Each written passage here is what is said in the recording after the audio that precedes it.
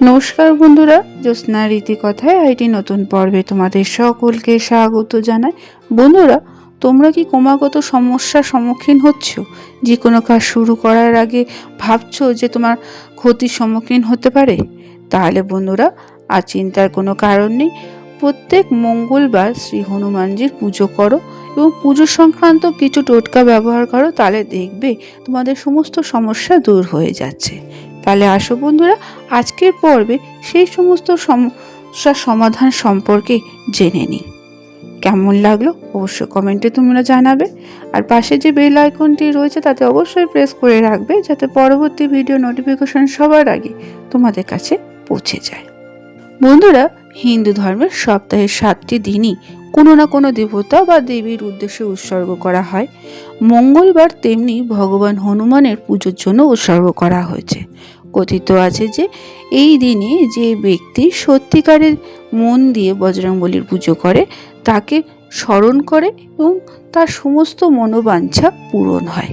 এছাড়া সকল দুঃখ কষ্ট থেকে সেই ব্যক্তি মুক্তি পায়। তাই বন্ধুরা, এই কাজগুলো মঙ্গলবার অবশ্যই করবে। তাহলে চলো জেনে নিই। মঙ্গলবার বোমার মধ্যে ঘুম থেকে উঠে প্রতিদিনের কাজ সেরে স্নান করবে। তারপর পরিষ্কার পোশাক পরে হনুমান মন্দিরে যাবে, বা নিজের বাড়িতে যদি হনুমান মূর্তি থাকে বা ছবি থাকে তার পুজো করবে। বজরংবলীর পুজোর সময় তাকে মালা পরিয়ে ছোলা অর্পণ করবে, এতে করে তিনি খুশি হবেন। এরপর তাকে লাড্ডু নিবেদন করতে ভুলবে না, অবশ্যই তাকে লাড্ডু নিবেদন করবে। তারপর সেখানে বসে কিছুক্ষণ হনুমান চল্লিশা পাঠ করবে। পুজোর পরে লাল রঙের জিনিস যেমন গুড়, মধু, লাল রঙের কাপড়, চীনাবাদাম এবং মসুর ডাল অবশ্যই দান করবে। এমনটা বিশ্বাস করা হয় যে মঙ্গলবার মন্দিরে পতাকা উত্তোলন করলে পরিবারে আর্থিক সচ্ছলতা বাড়ে। এছাড়াও নষ্ট হয়ে যাওয়া কাজ সক্রিয়ভাবে উন্নত হতে শুরু করে। মঙ্গলবার 5টি ময়দার প্রদীপ তৈরি করবে। এটি করে গাছের পাতায় রাখবে, সেগুলো জ্বালাবে এবং হনুমান মন্দিরে দিয়ে আসবে।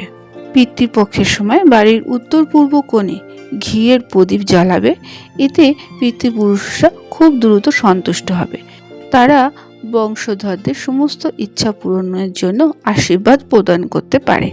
তাই বন্ধুরা, এই কয়েকটি কাজ অবশ্যই মঙ্গলবারে করবে, দেখবে বাধা পড়ে যাওয়া কাজও সক্রিয় হয়ে উঠবে। আজকের পর্বটি এখানে আমি শেষ করলাম।